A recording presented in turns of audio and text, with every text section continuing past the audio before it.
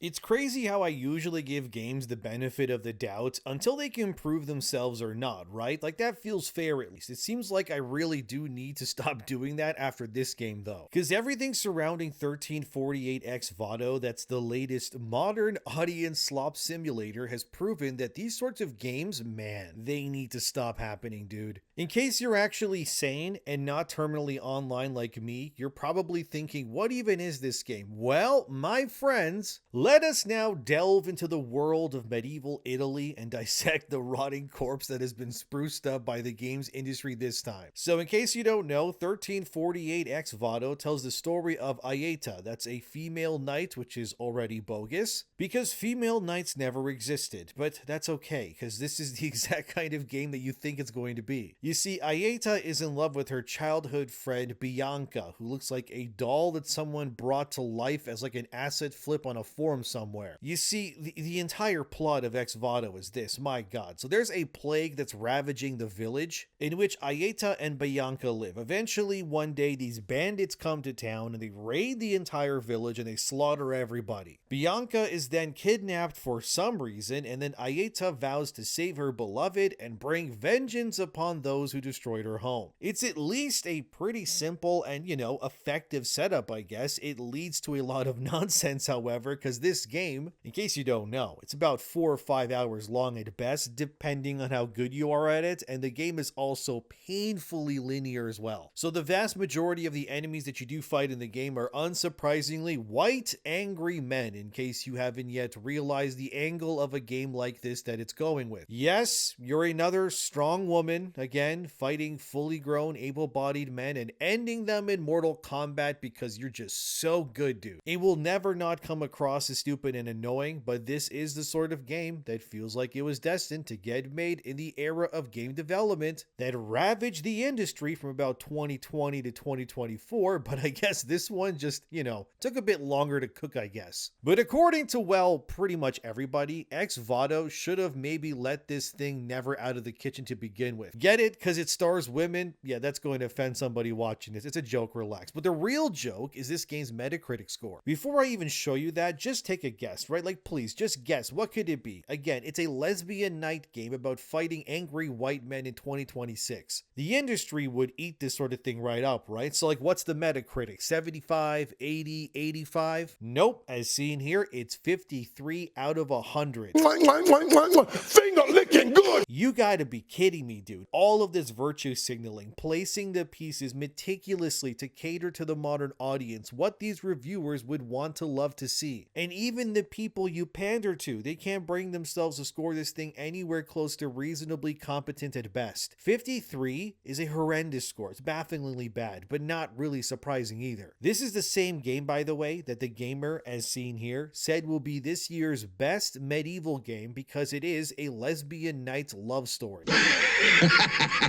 The gamer then went further in that same article, this was before launch by the way, where they boldly claim why we need a lesbian knight game, as they say here. That's why I'd prefer to sidestep all the culture war drama. In a world where some games feel desperate to pander to the loudest audiences, it's refreshing to see a game execute its own vision at its desires. Wow, these people are not self-aware at all, are they? Okay, but anyway, so remember all of this I just showed you, right? Okay. Executing its own vision, right? It's the game we need all of this and whatever, right? Surely the gamer would review this game favorably then, right? Well, here's their official review, and they gave Ex Voto a 5 out of 10. Finger licking good special! And wow, dude, look at those negatives too. The narrative is underbaked and doesn't commit to any specific theme. Oh boy. Combat is repetitive, it lacks depth, and has difficulty spikes. Uh-oh. Platforming and exploration are simple and predictable, and a major third act twist simply doesn't land. Oh boy. Okay, so yeah, it looks like they did not like this game very much at all. And they found it to be a very frustrating and disappointing experience that fumbled all of its potential Voto right out of the gate. Mind you, the team that made Ex Voto is apparently a smaller team that is compiled of experienced game developers who have worked in the industry before. But based on any of the reviews you can find, you would think that this was their first time making a video game. And look, I get it, right? Making games is hard. I'm not here to say that otherwise, but with what was riding on this game, you would think that they would have landed this because the potential could have been what this kind of industry would need to shoot themselves up into the stratosphere with games like this. But what's crazy to me from all the reviews I saw, which ranged from bad to its average, is that there's no way the people who developed this, the studio is named Sedlio, by the way, or their publisher, that's Dear Villagers, which by the way is also a publisher that promotes games that hates people based on their political party choice, by the way, too. A reminder, in case you forgot, that Dear Villagers also published a game called Caravan Sandwich, which, as seen here, celebrated when Charlie Kirk was shot. As also seen here, they said they have no pride for fascists, or here as well, where they say that someone says to Caravan Sandwich that they are advocating for the death of free speech, and they just say it plainly there that yeah, they agree. And mind you that to this day, Caravan Sandwich is still being promoted and sold while being attached to Dear Villagers as a publisher, because they are very clearly a publisher that hates anyone who doesn't agree with them politically, and that's just the case if Caravan Sandwich is still a part of them. And again, this is the same publisher who published Ex Voto, another game that pushes a sort of thing they want to see more of in the industry too. All birds of the same feather, if you will. It's kind of revolting, but it's also confusing because how did they not focus test this game at all and realize that, oh wow, not only is our game buggy, but basic things like platforming and more can actually soft lock the game at times too. I get having to release your products during quarters to, hit your targets. Maybe that's why the game was forced to commit to a March 2026 release date. But either way, it has become objectively clear that this game was not even remotely ready for release based on those reviews alone. They should have delayed it despite quarterly earnings, because if they fixed the game up and made it better, at least I guess it might have hit somewhere in the 70s on Metacritic, maybe, and garnered more of an audience than it already has. Look, I'm not saying this game was going to sell millions of copies, right? Of course not. But I mean, something was better than like what they got here instead. Because also a reminder that is seen here posted on Ex Voto's Twitter account, they proudly shared how they had over 250,000 wish lists for the game prior to its launch. That's a lot of wish lists for a game of this size. Surely those people would show up day one to support their game that was everything they hoped for, right? Well, here's the Steam charts. As you can see, they managed to hit a max concurrent player count of 427 people. That's what I'm talking about. All five need to be cut. With that number already dipping to less than half just a day later. My guess is the majority of the people who played this abomination were probably streamers or reviewers, since most normal people likely did not show up to buy the Lesbian Night game like they hoped. And look, like I said in my previous videos on Ex Voto also, I gave this game the benefit of the doubt, alright? Because remember, it all started when Ex Voto made fun of Knight's Path. Remember that other game by Polish developers, which is all about knights, sword fights, and combat and all that stuff? And Knight's Path's developers famously claimed that they would not put modern agenda stuff in their game when a user asked if the game would have gay romance options, and then the entire Access media and the users started attacking the game, calling it bigoted and more. And then Ex Voto's developers, as seen here, they said, don't forget to wishlist and note the release date on your modern agenda. That was obviously a big stab at Knight's Path to dunk on them, and look at that, dude, 18,000 likes when that first post got posted. And when you look at those player numbers and the wish list, it keeps telling you exactly what I have been saying for years now. These people who support you on social media via the likes and whatnot for your modern audience slop games, they never show up when you actually need them to. Like, what do you mean your Twitter post has more likes than people who actually bought your game day one, yet all these users who ran damage control for the 1348 game would call you a chud or something if you said that Knight's Path looked cooler to you? This is what I keep saying. Dear game studios, publishers, whoever, stop making your games for the modern audience. How many times do I have to say this? They don't exist, they don't show up, and they will never support you financially because most of them are jobless with no money anyways. You are catering to a crowd that can never actually support you the way you want to, so why even bother? Is it really worth spending millions of dollars and years of development time making these experiences for people who can't even shell out the $30 to buy your Lesbian Night game in the first place? But this is what I mean, right? Ex Voto shot themselves in the foot by declaring Knight's Path the lesser game. Well, they sealed their fate. They told the normal, ordinary ordinary consumer base, hey, this game isn't for you. And yeah, they did not show up. Wow, color me surprised. And now look where it's gotten them. A barely existent player base, horrific reviews that no one would want attached to their games, and they are now the laughingstock of the internet as well. You know how bad you have to be for the gamer to score you poorly? Those people will eat up anything that is targeted towards them, even if it's slop. So this is a level of bad we haven't seen for quite a minute. And look, I'm not saying that,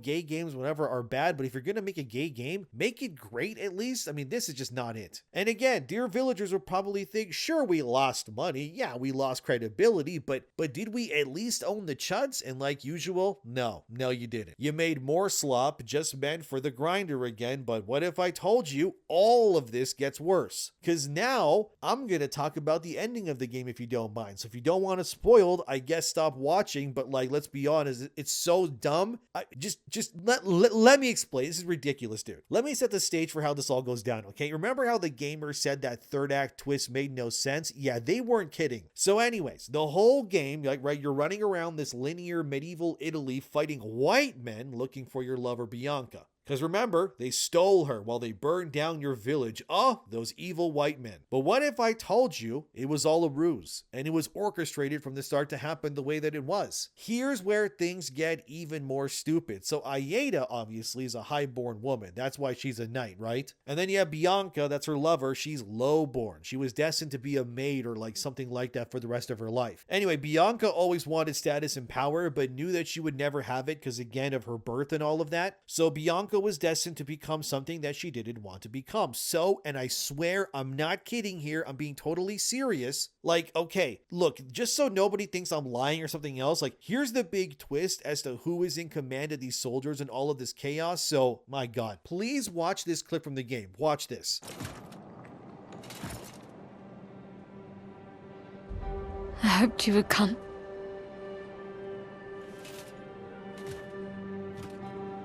Why? Why all of this? You ask why? Do you not see? Standing there a knight at last, as you always wished. My dear, sweet Aeta.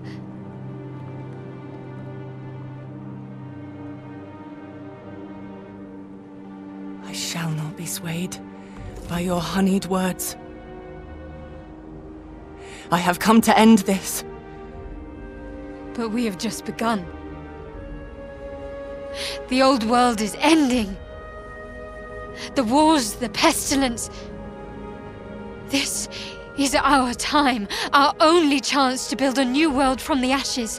One where we are no longer bound by birthright. Where we can finally decide our own fate. We can be free. Both of us. Together.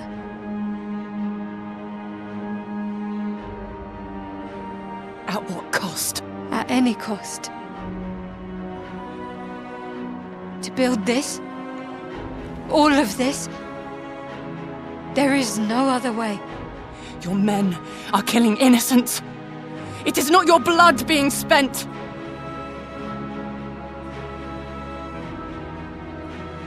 So that's why you've come. To make me pay the price. I have come, so no more innocents will suffer.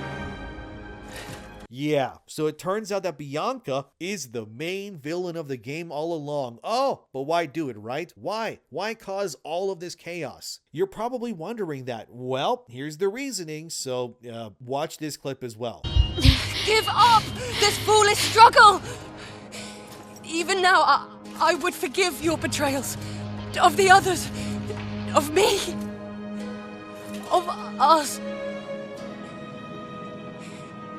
Did it mean so little?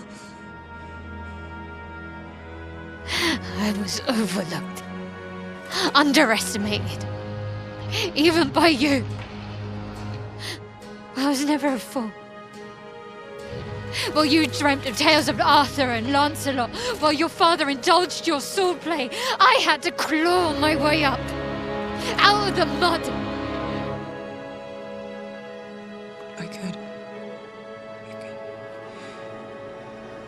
We could do it together. Not in this world. I have carved my own path. And I shall not give it up. Even for you.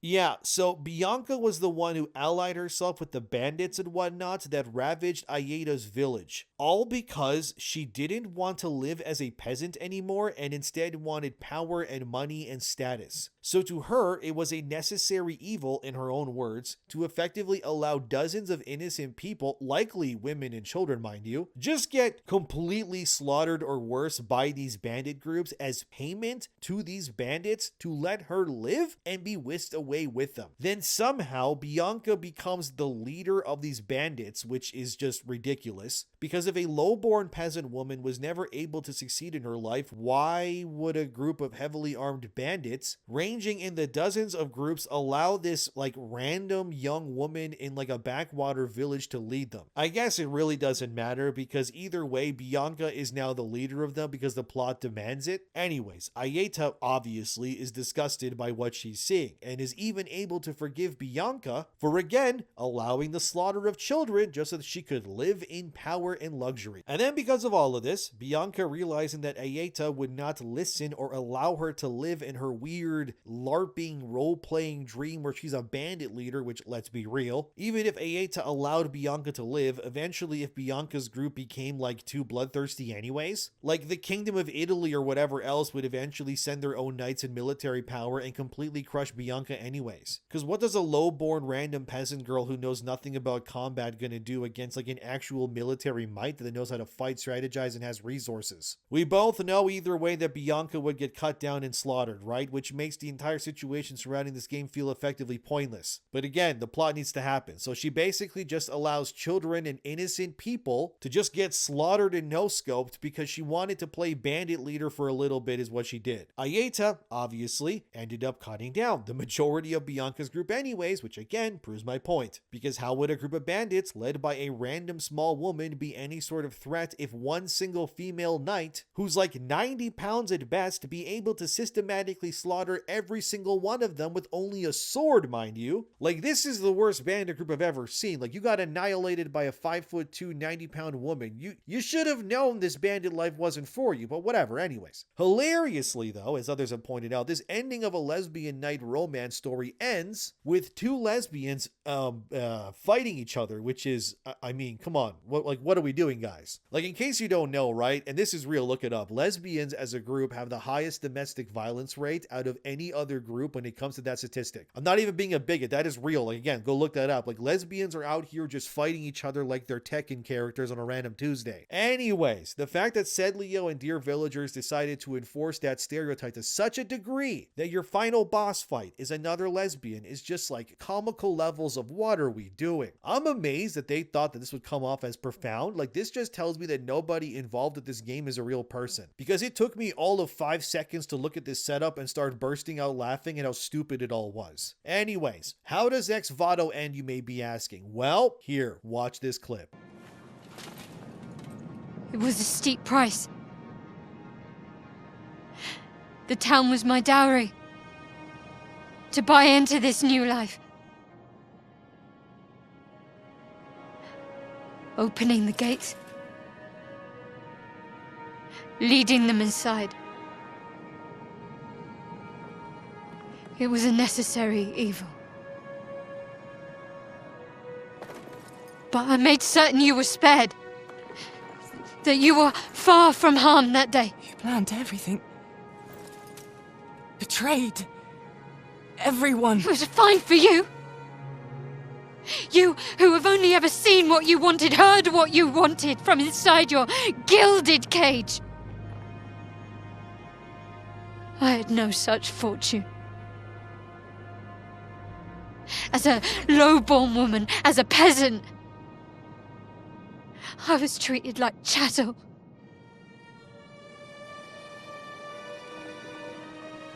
There can be no change without sacrifice, without suffering.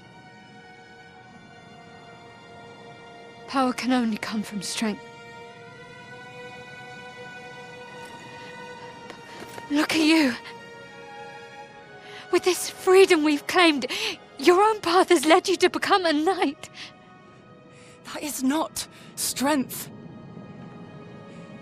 It is cruelty. I hear your pain.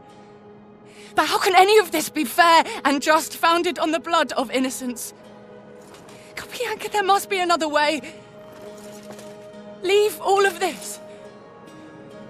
Just come with me.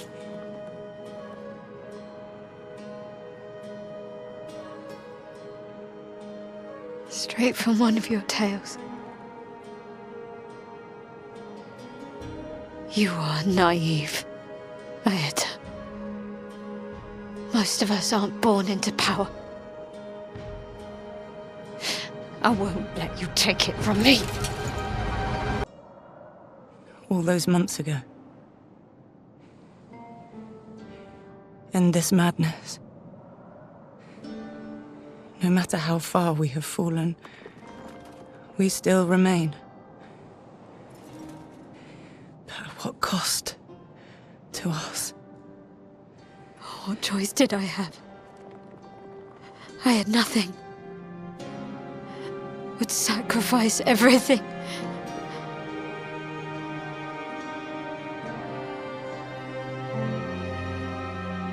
This world has been unfair and cruel to you. I fear the price of all this for you and me is too high.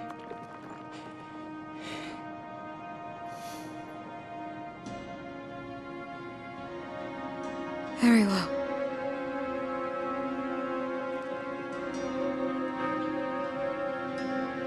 Oh, my noble Aeta.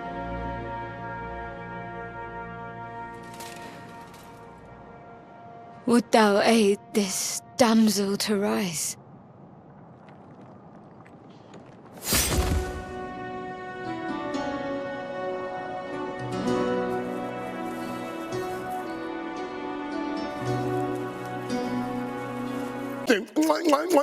Finger licking good. That's right. In the end, Bianca didn't regret her decisions, and she was willing to let as many people die as possible if it meant she got to live in luxury. So naturally, Aeta ends Bianca, and the lesbian romance story ends in a fight where Aeta mortally wounds Bianca and ends her. And that's how 1348 Ex Voto ends. Good lord, dude, this is a real video game. Look, I'll give Sedlia one thing, right? The voice acting is great. Like, both actors, like the main characters, I mean, they do a great job with what they're given here. It's just that the animations, the production, the lighting, basically everything else that is meant to sell this story is just laughably bad. This could have been a cool game. It could have been something people could have actually celebrated, but time and time again, these things are being undermined by the absolute state of Western game design, like all of the time, dude. Like, what are we doing? These characters, man, they look more like ragdolls that are given life through like a wish than actual breathing characters. Their mouths, they move weird. Their eyes, they look lifeless too, even in that final fight scene that you just watched. Just the way that the lighting is done, you can't even see what's going on, dude. I even turned up my brightness while watching it, and even then, like, it just doesn't look great. But hey, that's what the game was. They thought this was fine. So they made it, they slapped it together, and they sent it off to the reviewers and the players, so it is what it is for the rest of time. The cherry on top of this turd pie, however, is how I knew this comment that the 1348 Ex Voto devs made would come back to bite them one day. So I made sure to bookmark it and screenshot it over a month ago because I just know it would be funny, and you should screenshot it too because, man, you can use it as a gotcha as much as you want. It's awesome. But anyway, this is where like a user asked like the developers why the characters in the game are ugly, and the devs responded with, and no, I'm not kidding, why do you expect a woman to necessarily be attractive? That's what I'm talking